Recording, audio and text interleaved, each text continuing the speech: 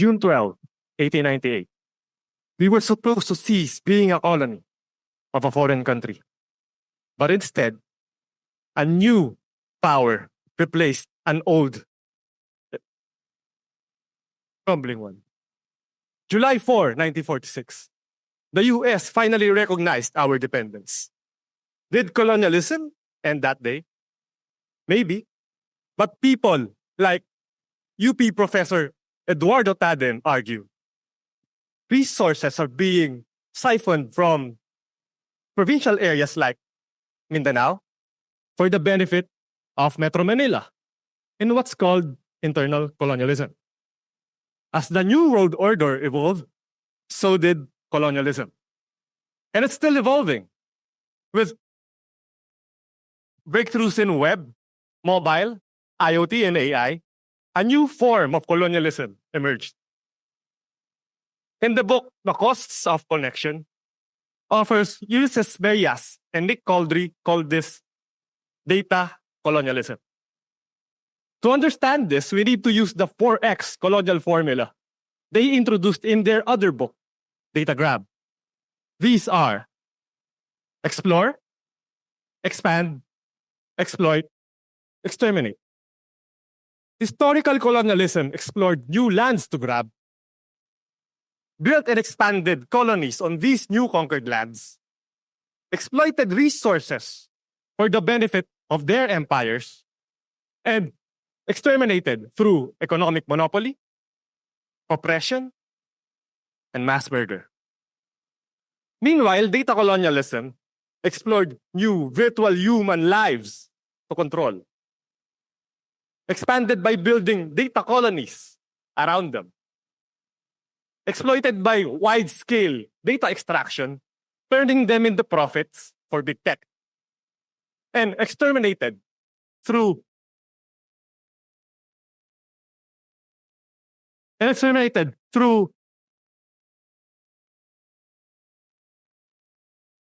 monopolistic and competitive practices and destruction of social values and culture.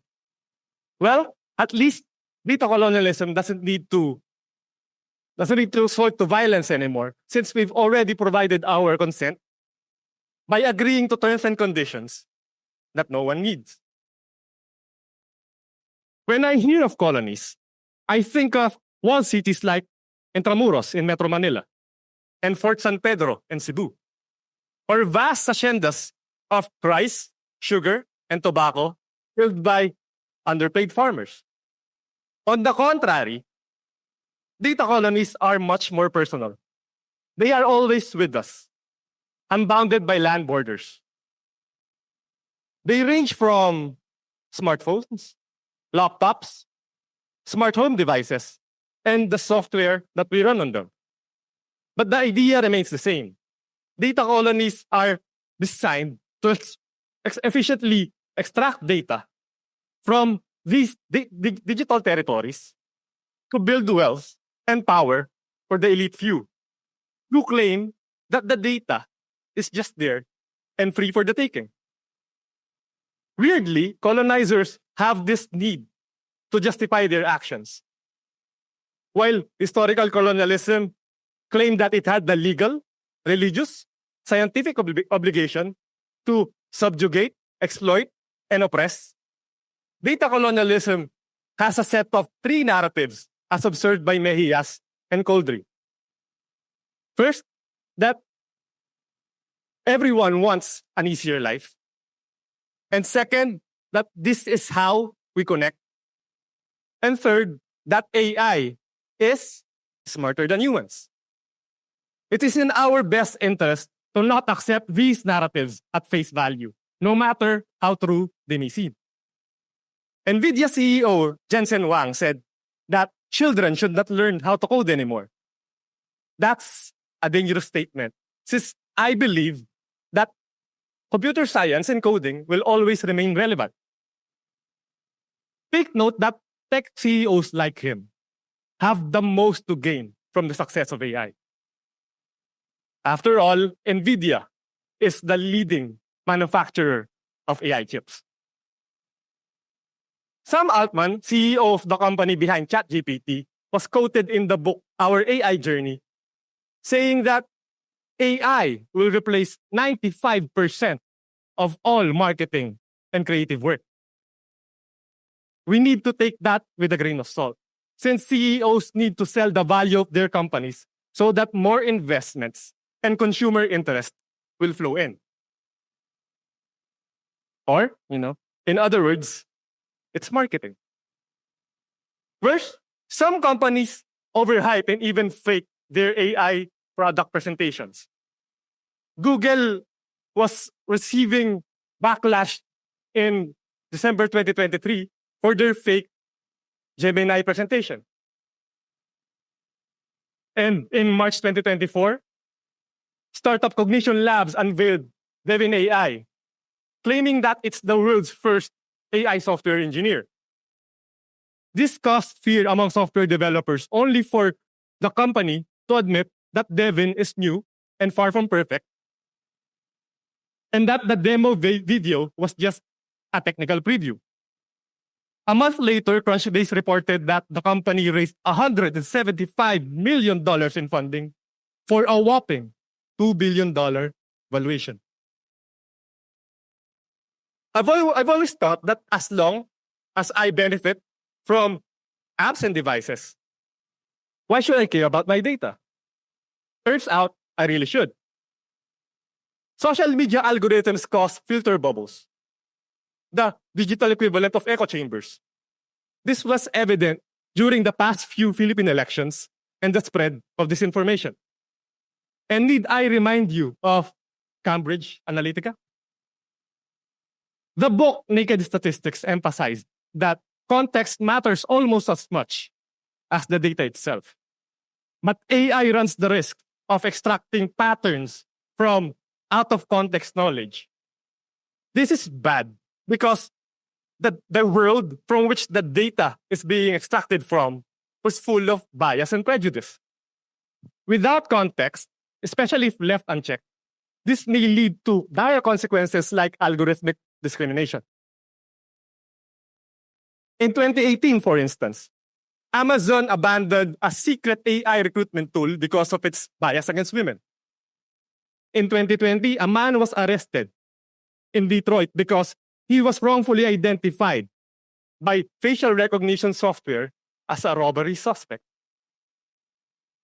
And let's not even go into China's plans of exporting their own AI surveillance state. If those aren't alarming, what about data's effect on the environment? Goldman Sachs analysts found that one ChatGPT query can consume as much energy as an hour of a 5-watt LED light.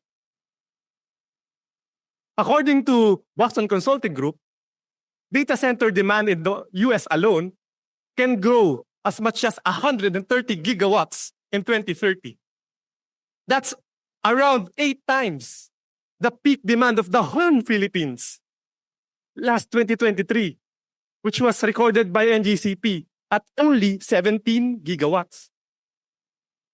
In 2019, University of Massachusetts researchers found that training a single AI model can emit as much as 5 times the carbon emissions of a car in its whole lifetime. Since the study, these large language models have grown into insane amounts, giving birth to chatbots like ChatGPT and Gemini. Additionally, a study between the universities of California Riverside and Texas Arlington claimed that AI will withdraw 6.6 billion cubic meters of fresh water annually by 2027. This is just to cool down data centers where AI is being trained. Training ChatGPT alone can consume as much as 700,000 liters of water. And every 10 to 50 ChatGPT prompts can consume an equivalent of a 16-ounce bottle of water. Meanwhile, workers from emerging economies are being paid as low as 20 pesos an hour to label huge data sets for services like Amazon's Mechanical Turk. AI ethicist Dominic Lee calls these digital sweatshops. Interesting choice for a name, by the way, since a Mechanical Turk is an 18th century chess-playing robot which was found to be a hoax. University of Sheffield's famously said that data is the new oil. Why then are we giving it away for free? But how can we resist data colonialism? Do we quit social media? Or throw our phones away? Of course not. This is a complex problem. No one has all the answers. We need to rely on our ability to come up with creative and novel solutions. But these won't come out unless we start having these conversations. That said, let me suggest a few ways we can fight back. First, we need to tone down our expectations of AI. Allow me to offer my oversimplification. AI is a superpowered statistical prediction tool. Second, we must realize that West and big tech don't have the monopoly on the ideas on how we should all be living our lives. We all have a stake in building the narratives. Third, occasionally go on a social media detox. Fourth, support open source AI and data initiatives. Fifth, let's make it a habit of scrutinizing big tech. Between Facebook obsessing over the metaverse and smart glasses, Microsoft's AI-powered search tool tracking all user data on Windows, even passwords, and Elon Musk's AI model training on public tweets. Do we really buy the narrative that these are all for our own good? Or are these new data colonies that they're trying to force on us? That said,